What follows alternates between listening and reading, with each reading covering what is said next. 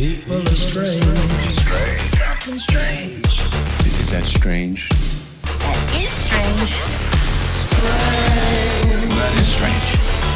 Wow, that is strange. This is strange. And welcome back to another episode of Strange Sauna. The Diddy downfall continues. Part 3 today, Flex. Are you ready, Yep. bro?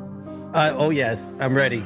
Just like we said last week, as soon as we got off our recording last week, 6 more allegations have come out. We're gonna go deep on some stuff today. I really feel like this could probably be an 8-part series that maybe Netflix might want to buy from us at some point. I don't know. Make some of that Netflix money. Oh boy. Who knows? But yeah, I mean, so if everybody out there hasn't watched part 1 or part 2, go back and watch those. They're standalone episodes, which is good because we did a good job of like keeping it nice and tight. But in part 1, we talk about Diddy's history, the conspiracies around his arrest, baby oils in the drugs in the baby oil, all that stuff, the Trump hotel shooter, Jonathan Audi. Go check that out. Part 2, it's all about the Diddy body count, baby. So the mysterious deaths surrounding Diddy, the allegations of the big liquor company Diageo kind of behind Diddy's takedown. And today, like Flex was saying, we're going to give you some updates on the new allegations, but then also we're going to look at maybe some reasons behind why Diddy did what he did. You know, like connecting his potential intelligence informant, that kind of connections. He was the hip hop Epstein, so to speak. And there's also definitely. Yeah, and then there's also some weird occult stuff, some weird voodoo stuff that I want to get your guys' take on. So it's pretty crazy, dude.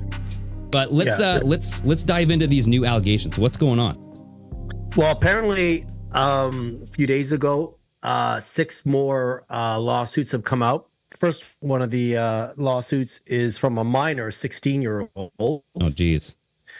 And he said basically right to it, Diddy fondled his private parts in 1998 at a Hampton white party. So I'm pretty sure you've seen some videos of where they're showing them at a party and everyone's wearing white. Oh, yeah. So that's what we considered a white party. Yeah, definitely. Yeah, I was going to touch on the white parties later, too, because like I was wondering why all white? You know what I mean? And there's something that I'm going to touch on later in the show. So stay tuned, everybody. Yeah, so this was at a white party, 16-year-old, and basically he went up to Diddy and said, listen, I would love to get into the industry. And Diddy's like, well, I'll take care of you. And basically they ended up in some room and Diddy said, drop your pants. And the kid was like, what do you mean? And he's just like, this is your right to passage to get into the music industry. So that's the line that's been used in this allegation. And, this kid out of fear and anxiety decided to go along with it. Or did he want the money and said, oh, screw it, I'll do it anyway. So that's where we have to look at it. It's still wrong. But he still did it. Yeah, were they along for the ride? Or he was scared, because there's quite a few people that will say no and just get out of the room and finish with it. But yeah, that was the first allegation. So that was in 1998. 2004, we have a female invited to a hotel that Diddy was at. She was told to grab a drink, grab a little cocaine. So she grabbed the drink. She did a line of bump, as we would say. Yeah. And she was with a friend, and he said, listen, told her friend that, you better comply with what I'm telling you to do or I'll make you disappear. So again, that's sort of what's been written in the in that lawsuit in 2004. This lady and her friend were both at a hotel, and Diddy's like, do what I tell you to do, or I'll kill you, or sorry, unalive you. There you go. The unalive word, right? Yeah, 2005, on the set of Biggie's set One More Chance video, Diddy aggressively attacked and groped her in a bathroom, said the same thing to her, go along with it, I'll make you disappear. So I'm looking at it now. Actually, I have more than 2 women that have filed a lawsuit. So right now they're saying it's 2, but the other 4 are men. So 2006, a man working security at Hampton Hotel said his drink was laced. He felt ill, and Diddy just basically pushed him into a van and did what he wanted to do to him. So apparently he was SA and graped in a van. and Gotcha. that was in 2006. Another man in 2008 was forced to do some lewd stuff in a stockroom of Macy's, the store Macy's. So I guess Of Diddy all was places. buying something from Macy's. And yeah, and Diddy did his thing. And in 2021, the most recent one, a man said he was gang raped at one of his party.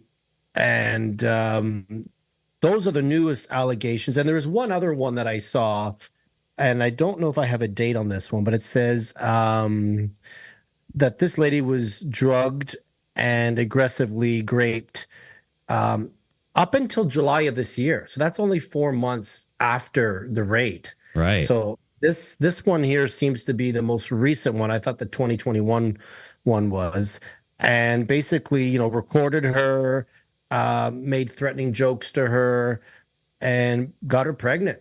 What? Really? Got her pregnant. Yeah. So I don't know if this one is part of the 6, because I already had, this seems like a 7th one, but yeah, it's just weird. Okay. Well, Just so they're weird. going to have So- to DNA test the baby then for sure, right? Yeah. I don't know if she had an abortion or not, but Oh, gotcha. Okay. it didn't Dang. say anything about that. But we know that 6 more came out as of last week's show. Yeah. And so Just that's the piling, deal piling. because all of these 6 are part of the original 120 that first came out, right? And so Right. all of them are coming forward one by one, and we're kind of slowly Yeah. seeing this trickle of all of these accusations come forward. Yeah. And on here, I have the Guardian.com. It says Sean Diddy Combs wants his prosecutors to disclose the names of his accusers. Oh. The Manhattan court revealed in document shows. So Diddy basically has a court date for May 5th, and his team argued in Tuesday letter to Judge Arum Subramanian. I have no Sure. idea how you even say that name. Sure. That they would like to have the names of the accusers disclosed, which Right. So they we can, know if that happens. yeah, blackmail them. Someone's dying of pneumonia. Right. Exactly, dude. Again. That's, oh gosh. Yeah. Keep the names quiet, but I know how that goes, right? Because like if you're being accused of somebody, you want them to stand up to you in court, face them face to face. So you know who they are. You know exactly what the accusations are. So that way you can kind of retaliate. So yeah. Okay. Well, yeah, let's keep an eye on that. But yeah, let's dive into why would he be doing this, dude? Was he collecting information for an intelligence agency? Was Diddy the hip hop Epstein, Flex? Yeah. That's Even before what I'm other thinking stars have come out now and have said he worked as a Fed. It's a catch-22. You know, you never let a crisis go to waste. So it could be, hey, I get my Diddy on doing stuff to people. You get to move up in the industry, but we secretly or knowingly, some of them maybe get filmed, and now you are compromised. What we've been saying after the last 2 parts on this, and even on the 3rd one, we've been saying it for years now, 4 years. This is a game they play. They're compromised. When you can compromise somebody, you can control them. Right. So think about if they're doing this to artists and musicians, any type of musicians, artists, Hollywood star. That would also mean politicians and CEOs. Yeah. as well, Not folks. only that, but there's some videos that I'd like to play because you have several people making connections between Diddy and Epstein. You know what I mean? And like they both apparently had islands, which we'll get into anyway. But these Everyone's got an island, right? You know, if you have an island, you're doing something bad over there. I don't know. That's just my thing. But there's been several accusations that Diddy was actually an informant who is collecting blackmail information on individuals. Now, where I'd first like to start is Diddy's former bodyguard. Okay. Diddy's former bodyguard, Gene Deal, claimed that Diddy was an FBI informant, saying that Diddy would avoid prosecution because he was providing intel for these agencies. All right. Right. So makes sense. Scratch my back and I'll pee on yours. right. Or like you're not going to go to prison because you're giving us information. You're giving us intel. Right. So here's a quick little clip of Jesse Waters, and he has a clip of Gene Deal talking about Diddy being an FBI informant. Diddy's former bodyguard tonight alleging that Diddy was working for the FBI as a confidential informant. People don't realize this, brother. First and foremost, Puff has been dodging the legal system for years. Puff being, and this is documented, Puff being a CI for an FBI agent. They was taking some papers up to the FBI, so like when they was here in New York. They was taking paperwork up there and stuff like that. Don't know what it was, but later on found out that he was a CI. Now, Primetime can't confirm this, but if Diddy was an FBI informant, it explains why he was giving a pass to wreak havoc, according to his producer's lawsuit. What Diddy wanted, Diddy got. Savage! I'm a savage! Oh!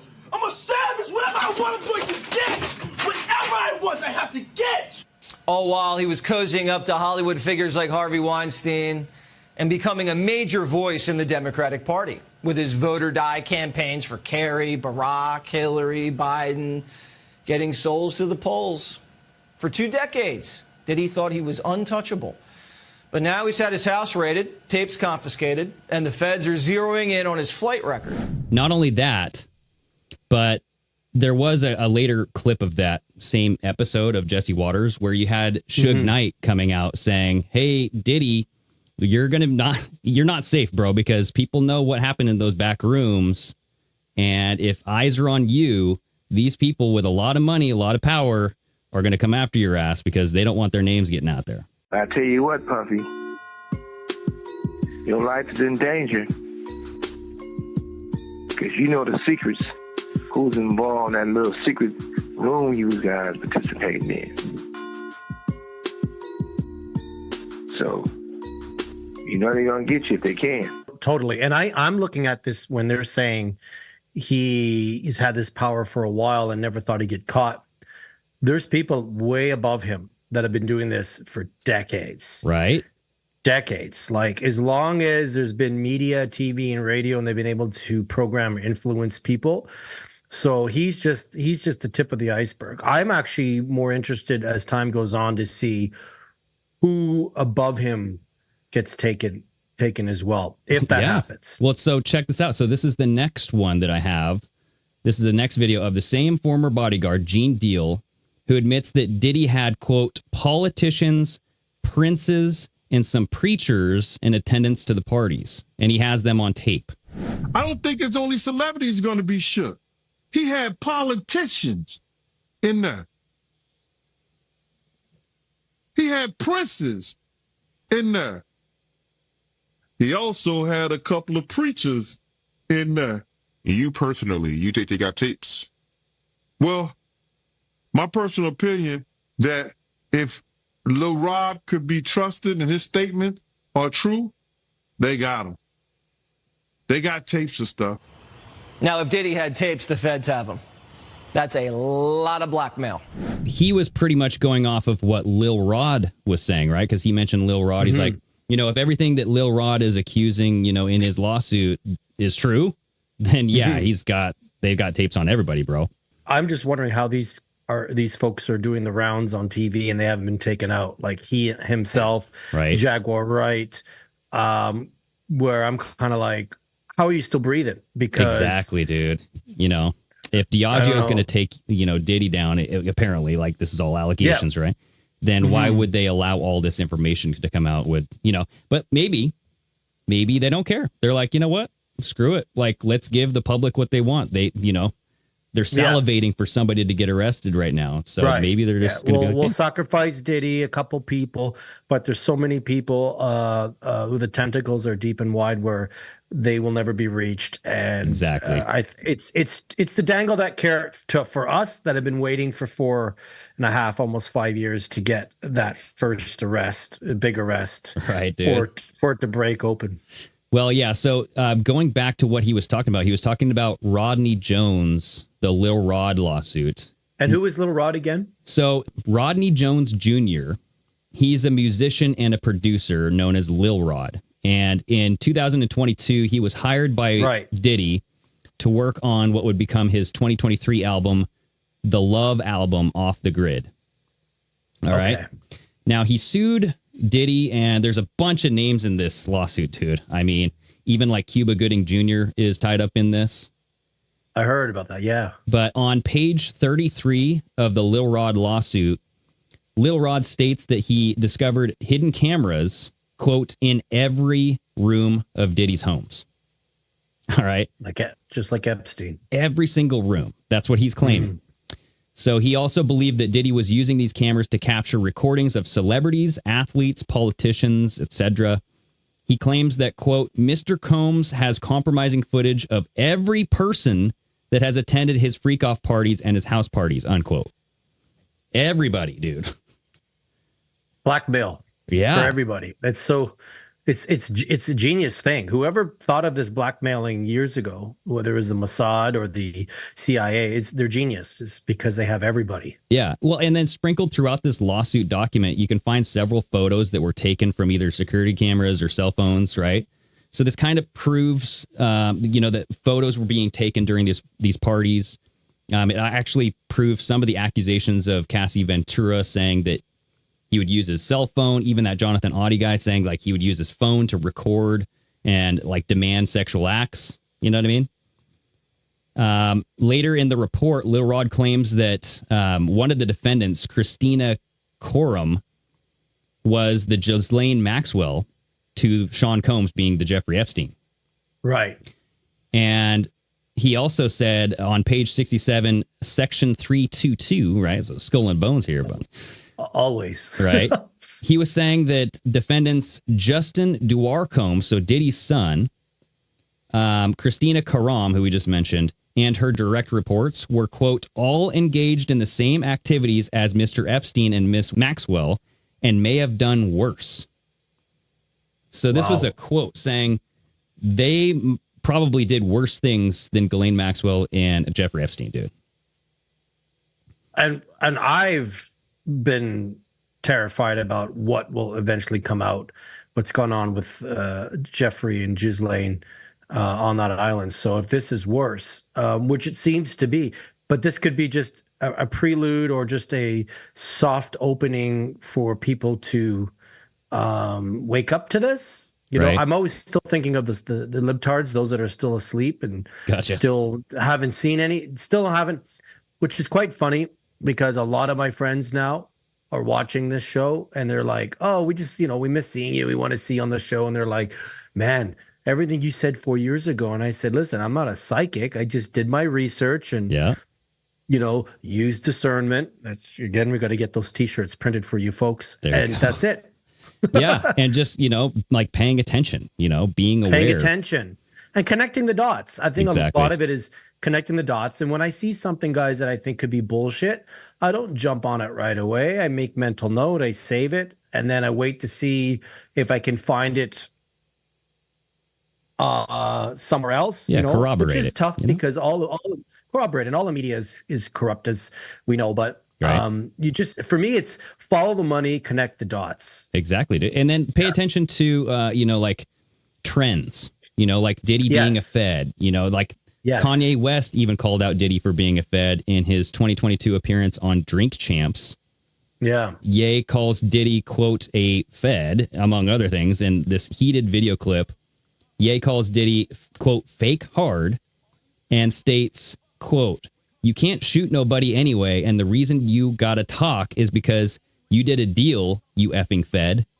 That's why you gotta come get me, because part of the deal for you to be able to do all that and get out of jail is that you promised that you were going to go pull my card, unquote. So Kanye, and he when Kanye was in the car talking about like how celebrities have to sacrifice people. Sacrifice, yep. He called out my mom. Yeah. Yeah, he called out Diddy and he called out Meek Mills, you know what I mean? Like how they did, like he didn't kill anybody, but he was insinuating that they did. Yeah. So, dude, I don't know. And then, like, before the show, you were talking about, like, these allegations that there were tunnels found underneath his house. Yeah. Right? So what's going on with that? So Diddy bought a house in 2014 for $39 million. So now he's trying to sell it for $61.5 million. So and this is in LA, double. Right? Yeah, this is in LA. and basically selling his house in the Holmby Hills mansion, where a majority of the freak-offs occurred in LA. But there's this sort of underlining, again, I don't know if it's conspiracy or not, but that there's tunnels under this house that make its way, allegedly, to the Playboy Mansion, which I remember 3 years ago seeing articles come out, and they were showing diagrams of underneath the Playboy Mansion, and there was like aerial shots of them digging stuff up.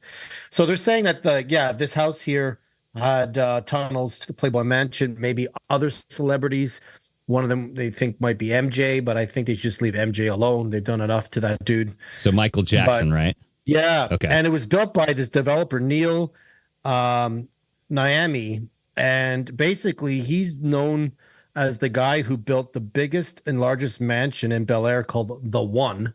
Whoa. And this is a 10-bedroom, 10 bed, 13 bath, 17,000 square feet, where it's got a studio, it's got movie theaters, it's got multiple pools, it's on a 1.5 acre lot. But this is the one that was raided in March of 2024. That's why they had so many feds raiding it, because it's a massive, massive building. But that's what's kind of come out recently, is about these tunnels underneath. Which, listen, at this point, guys, you gotta, sneak some people in, right? Sneak them out of there. If the feds come, get out of here. Go through the tunnel. Swim through. Hollywood is a cesspool, like what's gone on there. So you're right. Yeah. I truly believe there's tunnels underneath the Playboy Mansion. Yeah. Now, like we have to say, none of this has been proven, right? No. Like, we don't know if this is true. But still, I mean, would it shock you if there were tunnels underneath Diddy's houses? I mean, no. Come on. No. Dude. And reason why, if he's playing the role of the Epstein of the music industry, arts and entertainment industry, then definitely. How could there not be, right? Like, this is somebody who, whether he's a Fed or not, he still has done these crimes. So I think that's what we have to look at, folks, is that this is not a conspiracy whether he's done these crimes. Now it's more about who's tied to him, who's above him, who are the victims. Does it get exposed? Does it get stopped? Do they close up these tunnels? And that's part of the child trafficking that we've been fighting for 4.5 years. That's how I got awake to all this, was that. Right. Yeah. So, I mean, like, everybody just keep an eye on this stuff, because as the story evolves, they're going to try to dissuade you from thinking things too, because they don't want you to know if underground tunnels was a main way that they distribute and kind of transport people and human traffic people, they wouldn't want you to know about this, and they'd want you to think that it was fake news, so that way you don't look at it again, right? Yeah. And for I remember in 2020 and 2021, I used to follow this one guy that would locate where there are these earthquakes happening, and all these earthquakes were always 10 miles perfectly underground, because there's military bases around the world. But that's what I feel back then, maybe during COVID, the good guys were using that to blow up and stop these tunnels. Gotcha. Because they take children. That's when this tunnel, for the thought of a tunnel being in the Playboy Mansion, came out, because tunnels were pretty huge a couple years ago. Yep. With why there's all these earthquakes happening all over the world, and always 10,000 feet down, miles, 10,000 feet. Gotcha. Almost exactly, and stuff. So I feel it's tied into that little bit. Could be, dude. Yeah. And you know what? Yeah. Like, you know what else was big a couple years ago is Jeffrey Epstein and the island, right? Epstein's island. Well, supposedly there's this rumor out there that Diddy has his own island called Love Island. Although there's no evidence that Love Island is real or that it's owned or operated by Diddy.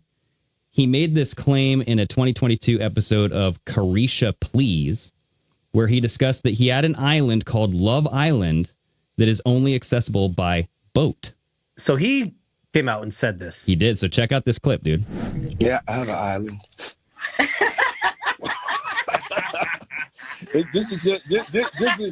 This is just for inspirational, motivational uses only. You know what I'm saying? You don't know a lot of black men that come from the hood. They got an island. I got an island. It's called Love Island. So when I took you to Love Island, and then you realized that, you know, the plane landed and then we had to float to another island. What was going through your head when we were going there? I was like, I'm finna go to war by this nigga, he mad. What was your favorite time that I took you off the grid? When you going off the grid with me, you got to go to sleep for a week. Yeah, because it's definitely giving no sleep. You got to go to sleep for a week, he says. Like he's telling you. He's been telling us for years. Right? Like because sleep. he knew he was untouchable. You're right. Yeah. At that point, he knew he was untouchable. He's basically admitting, yeah, I have an island. You can only get there by a boat. If you go off the grid with me, you got to go to sleep for a week. Now, he could be insinuating like it's such a far ways away, like, damn, it takes forever to travel there. But I mean, with all the drugging and stuff that happened, dude. Yeah. Come on. But I read into it like he doesn't bullshit. Everything that comes out of his mouth, he's not bullshitting. Like he really is just like, this is what I have. This is what we're doing. Like he has to tell you the truth. When Usher and I would roll around and find in the morning and fight over the cornflakes. Oh, sorry. You know, like he's not BSing. Like anything out of this dude's mouth is the truth because he doesn't need to lie because he just didn't think he'd ever get caught, right? Get caught, especially if he is considered being a Fed. Well, you know? So people were speculating that Star Island was actually this alleged Love Island, right? Because so Diddy does have a mansion. He actually has 2 mansions on Star Island. He purchased a mansion located on One Star Drive in July of 2021 from Gloria Estefan and her husband Emilio for $35 million. But he already owned the house right next door to them, which he purchased from Tommy Mottola back in 2003. And so I was interested in like, who are these people that live on Love Island or Star Islands? Excuse me.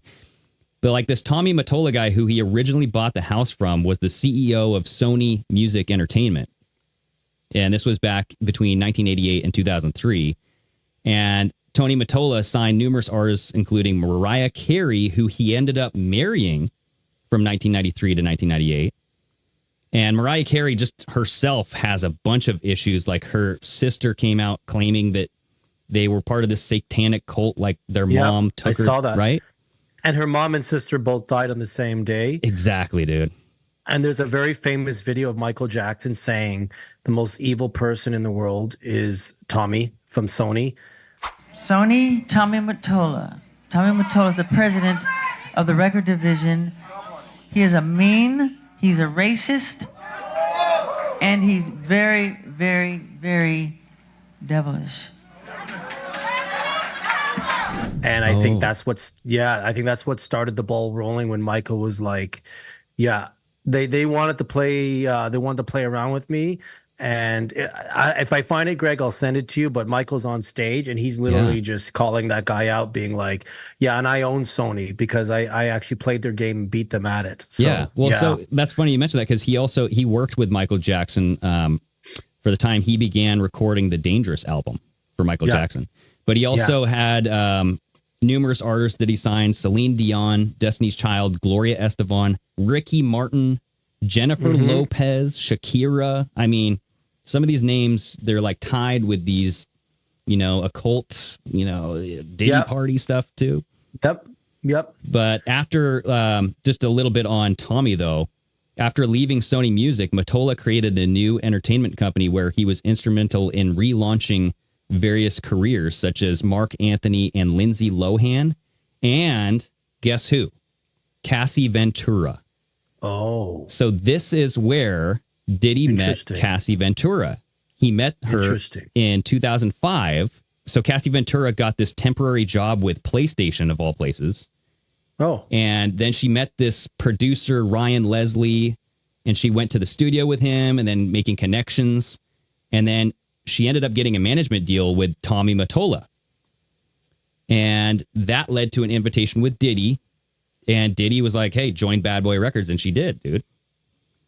So, like, the guy who he bought his house from, he ended up getting in a relationship with Cassie Ventura because they were all connected. You know what I mean? Yeah.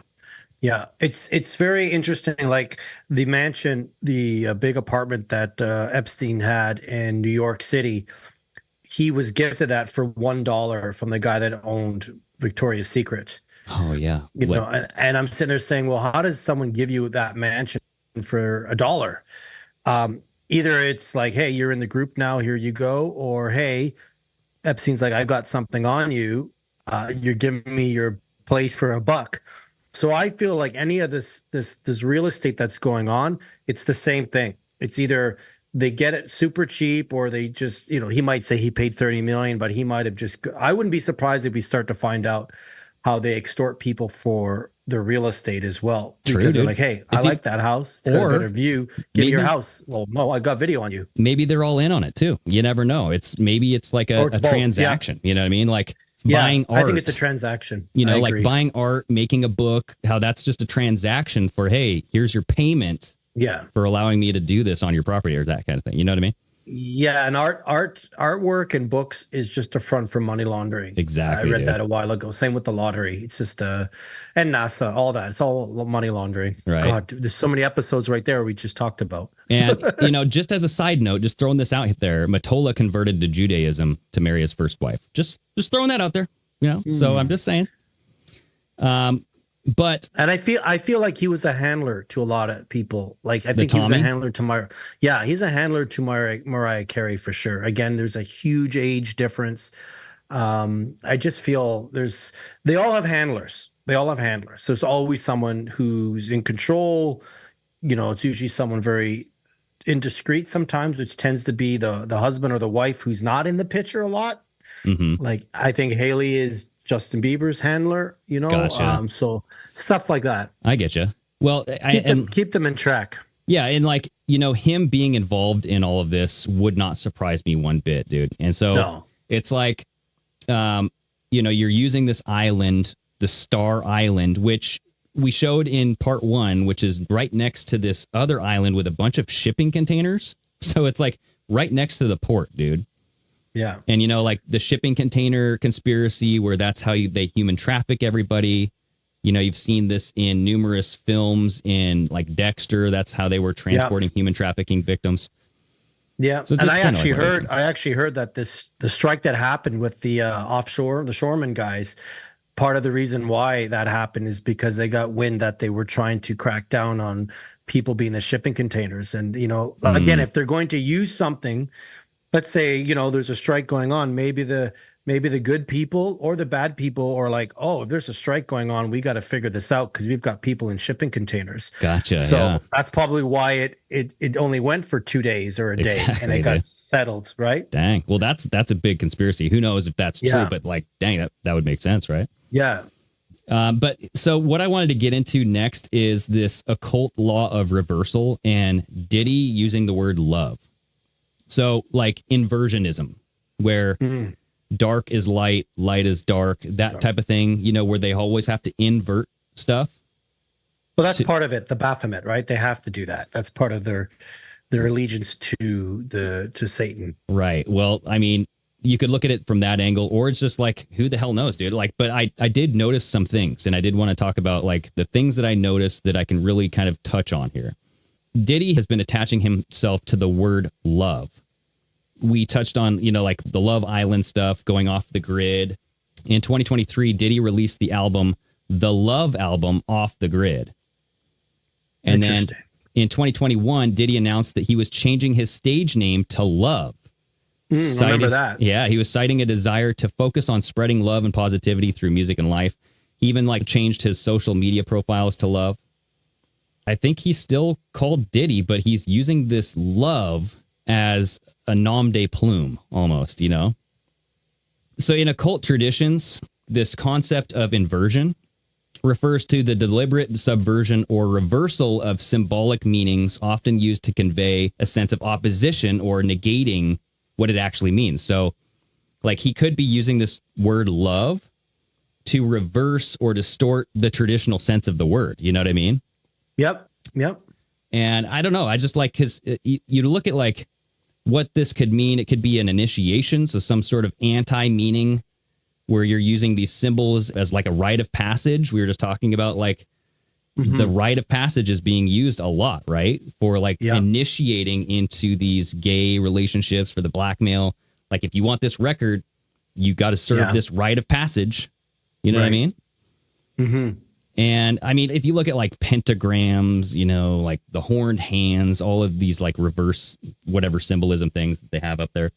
But not only that, but love spelled backwards is evil. Evil. Kind of sounds like evil, you know? Yeah, that's evil, you know. And everything's inverted. They do everything, you know, the 666 and the 999. Like it's quite interesting how it's interesting that they really have to invert everything, and they really do. And the reason why is because it separates itself from God. They have to invert and change everything to not associate anything with what God has created. So, well, then you know how like 3 a.m. is called the witching hour, or the devil's hour. Mm-hmm. And this is supposedly like Jesus Christ died at 3 p.m. So like 3 a.m. is a deliberate mockery of the crucifixion of Jesus Christ. Yeah. Which is the invert, right? Yeah. 12 hours later. Yeah. So Diddy came out with a cologne called 3 a.m. Of course he did. You know what I mean? And now, like, touching on these all white parties, I was thinking, like, why all white? And if you look up the occult meaning of white, so it's a multifaceted color in occult symbolism representing purity, protection, divine intervention, spiritual development, balance, and harmony. Okay, so people think that it's often linked to higher states of consciousness, spiritual growth, connection to the divine. You're trying to get to your higher self. So like in chakra, it's the crown chakra, you know, like the corona. Mm-hmm. Yep. So it's the white. It's the highest part that you can get. It's the highest priestess in the tarot card. So I'm just thinking, like, are all these white parties a symbol of inversion? So where they're trying to take something pure and make it impure. Oh, definitely. Right? Definitely. Or I was thinking this too. Could the all white parties represent an ego death ritual where the attendees attempt to obtain like this spiritual connection, but in an inverted way? You know what I mean?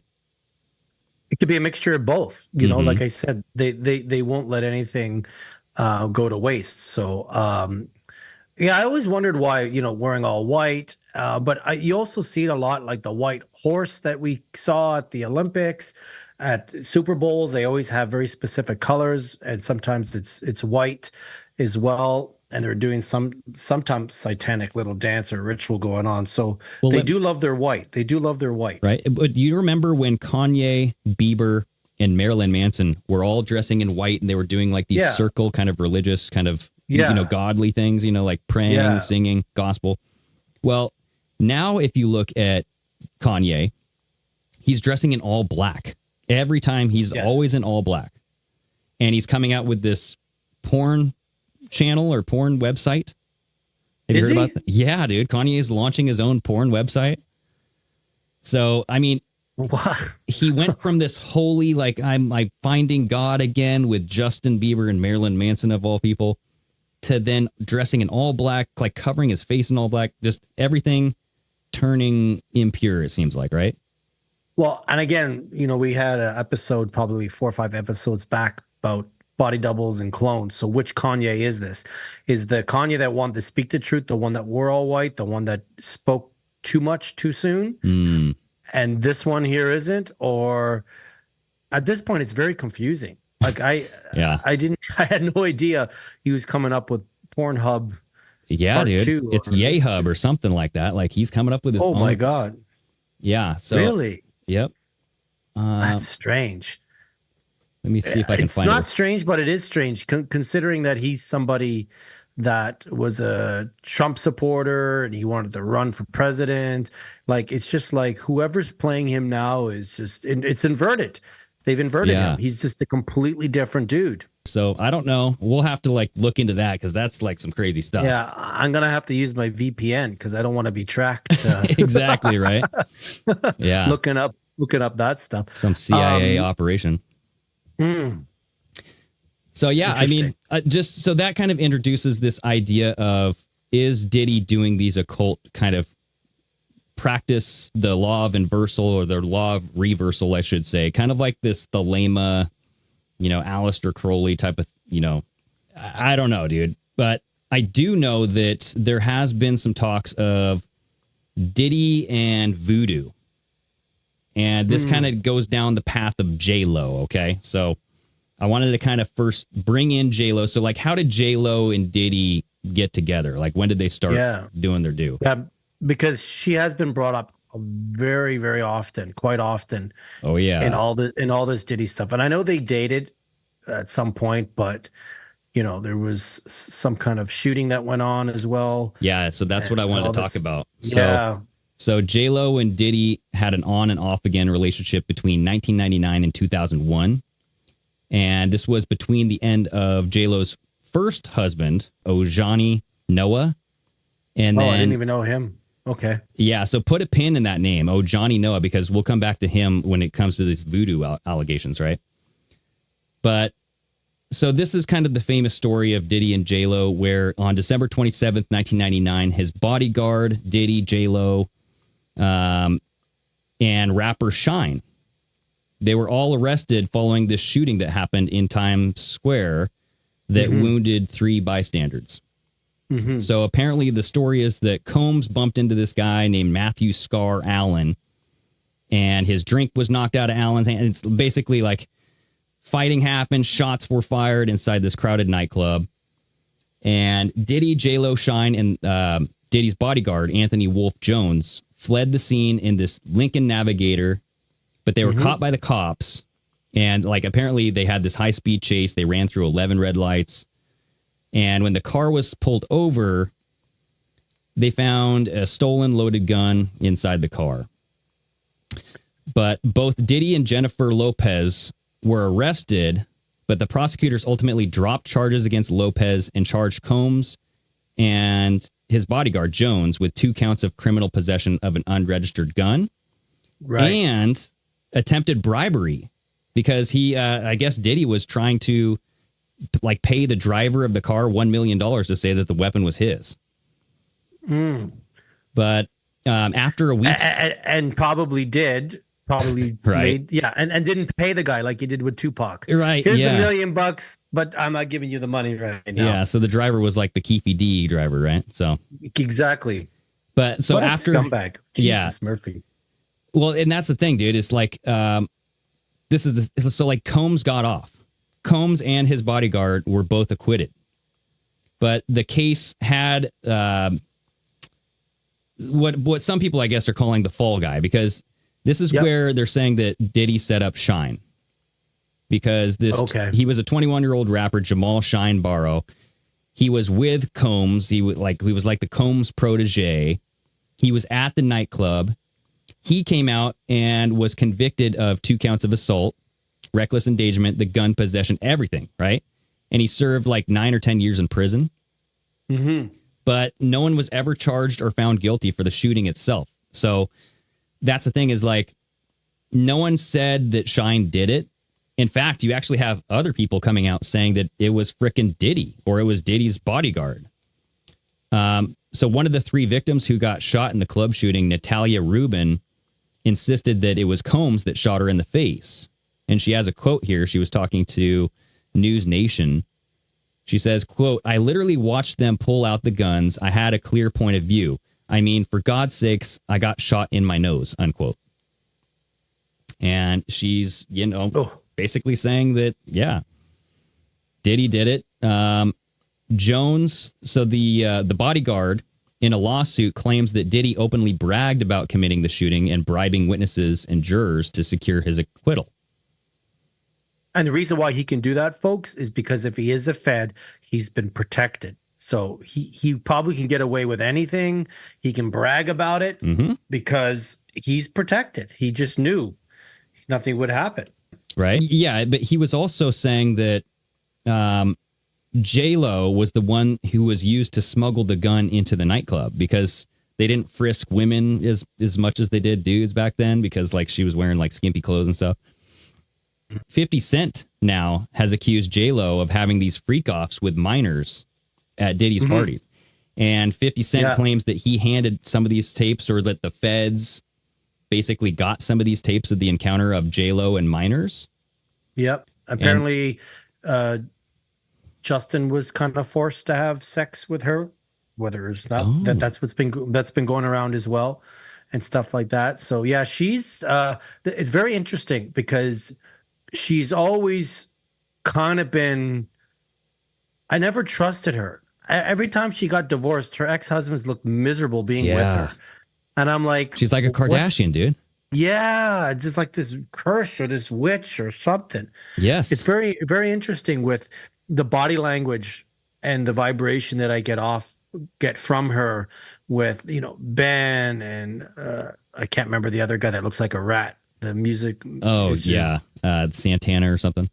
Yeah, something like that. I don't know, but they all look miserable, and and then I'm starting to feel that maybe she's a handler to them. She's up high enough that she could be a handler, and if that's the case, then I can see why they're just like, you do your it's like a contract. You do your so many years married to them, then you move on to the next person.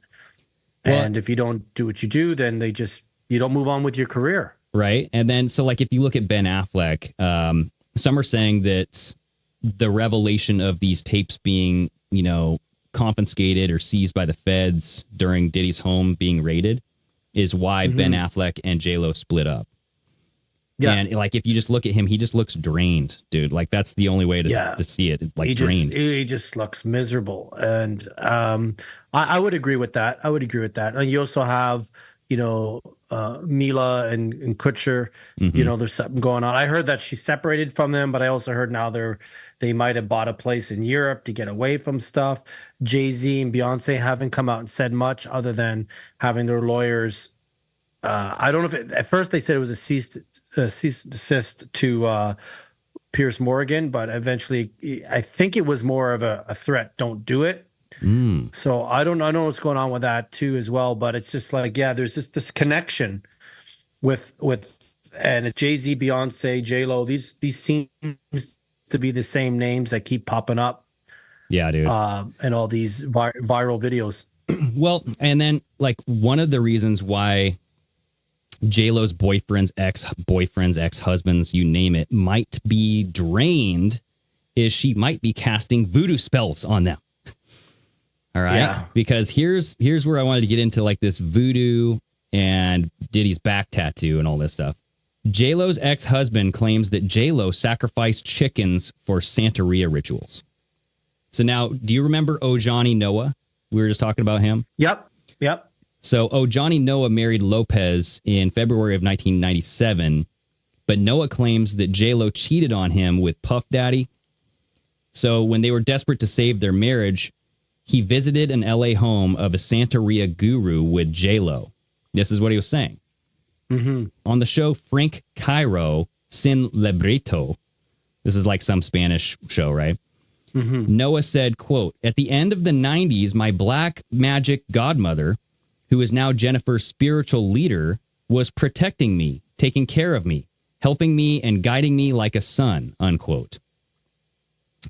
Then he goes on to say, quote, "We participated together in sacrifices of chickens and hens, and in one occasion, I was present when they were cleansing Jennifer with the blood of a hen. The hen's blood was poured over Jennifer until she was covered in it," Noah said. "Then she was bathed in holy water to wash away the blood, and herbs were passed over her body. Meanwhile, the godmother was asking the gods to cleanse Jennifer and save our marriage," he said. And going on, this article is explaining that Noah claimed that he participated in the Santeria rituals and animal sacrifices only because Jennifer believed in them. Jennifer's parents come from Puerto Rico, where Santeria is commonly practiced, but J-Lo has strongly denied that she has taken part in anything revolving or involving Santeria, right? But Noah also claims that the godmother, the Santeria godmother, used the bloody rituals to get money from J-Lo and eventually turned J-Lo against him. He says, quote, "I've realized that I was never in favor of the animal sacrifices, but I was present at the rituals Jennifer was doing to improve her career and her love life. Jennifer had a lot of faith in these animal sacrifices, cleansings, black magic, and Santeria, but the godmother planned them so that she could have financial security through Jennifer. Afterwards, she eliminated me and then got Jennifer to start hating me. So there's like, I guess, previously reported J-Lo doing Santaria rituals. Like in 2003, the Inquirer reported that Santaria priestess conducted a cleansing ceremony after, her and Ben Affleck's wedding got canceled. Yeah. And she probably introduced that to Diddy. Like, I'm pretty sure, the voodoo shit, unless Diddy was doing it beforehand. It'd be interesting to know when Diddy got the tattoo, and when do you feel Diddy got more into this? Was he into it before Jen or after Jen? That's Jen that's a good question, dude, because like they started dating in 1997, right? Okay. But he didn't get that back tattoo until 2017, or at least he didn't share the picture of it until 2017, right? Okay. But more on J-Lo real quick before I go there is this Ojani Noa. He was going to release this book. And we all know what happens to people who are going to release a book. They either catch pneumonia or they just are unalive somehow, right? Catch a coma. They caught a coma, dude. But so like caught a coma with major organ failure. Yeah. And so J-Lo took Ojani Noa to court and basically said, you know what? Like the judge said, you can't tell this story.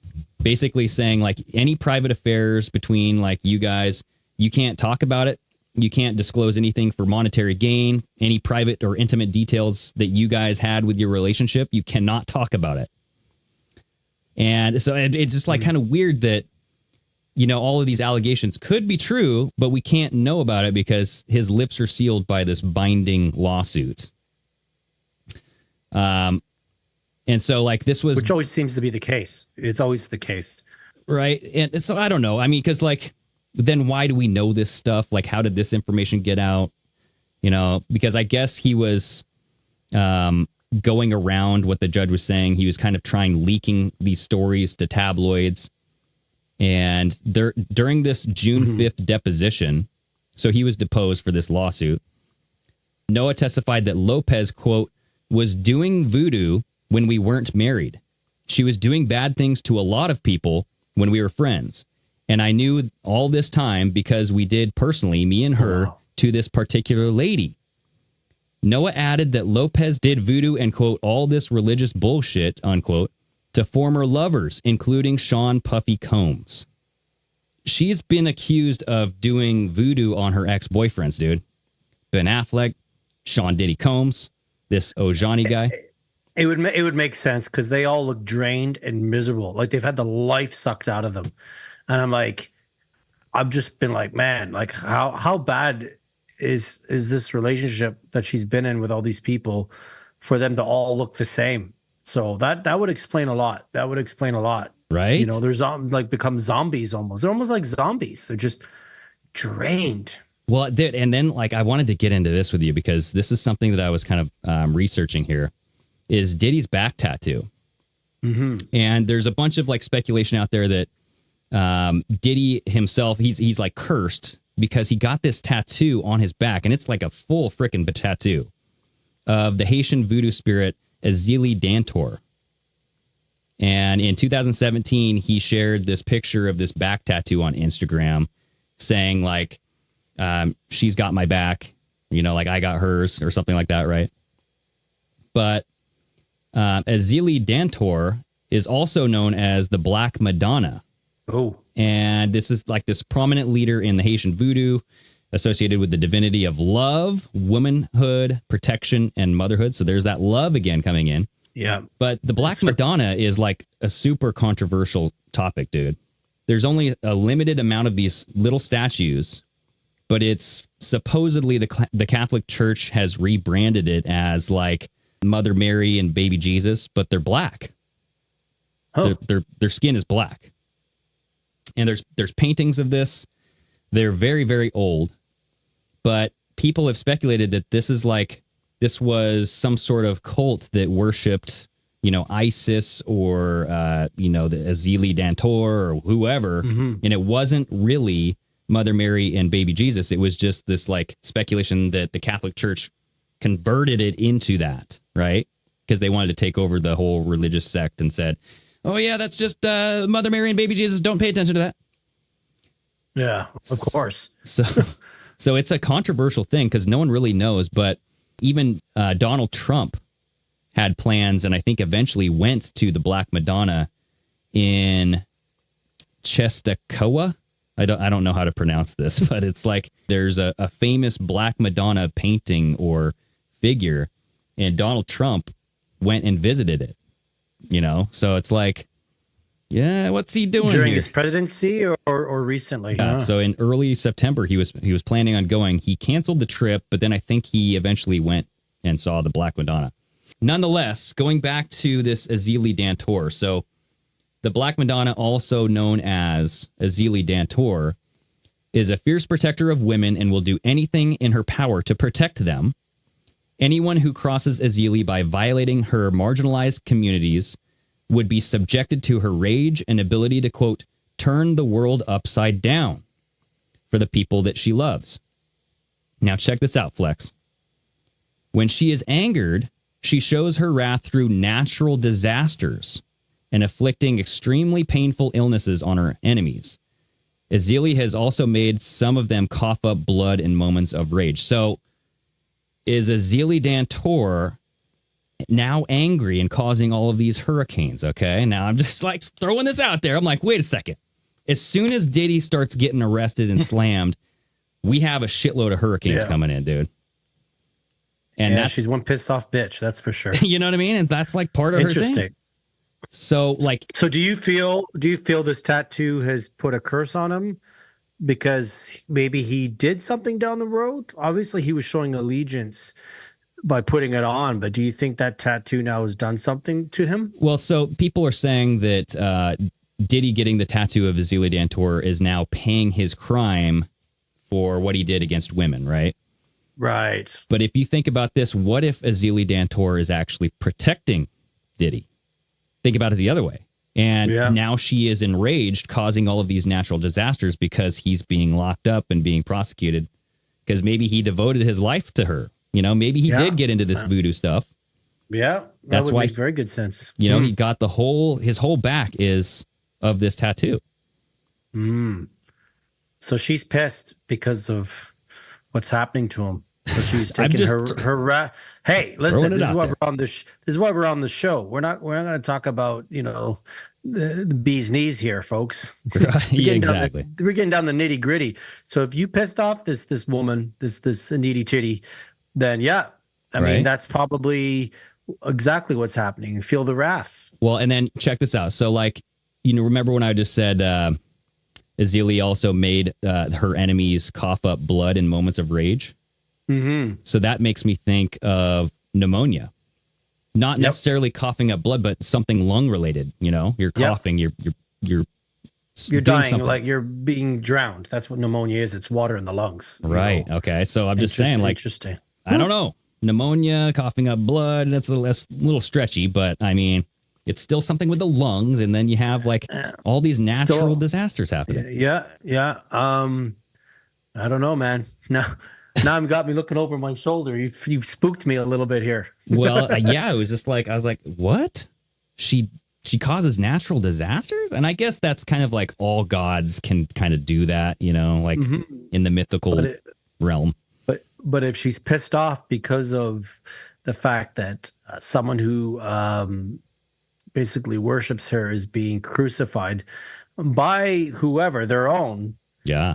I mean, does that mean she's going to go after all those people too? Is it sort of like it all collapses underneath their own, which is what I feel might happen. Is it all collapse? If it does go the way we all want it to go, does this all collapse underneath them?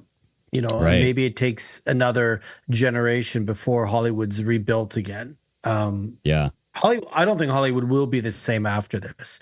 I think a lot of people, you know, are waking up to this. I mean, how could you not? You know, they still haven't really got down to the nitty gritty, the stuff we want, which is the direct correlation to what they do with kids and why so many kids go missing. But it does open the floodgates to that if whoever is in control allows it to go that way.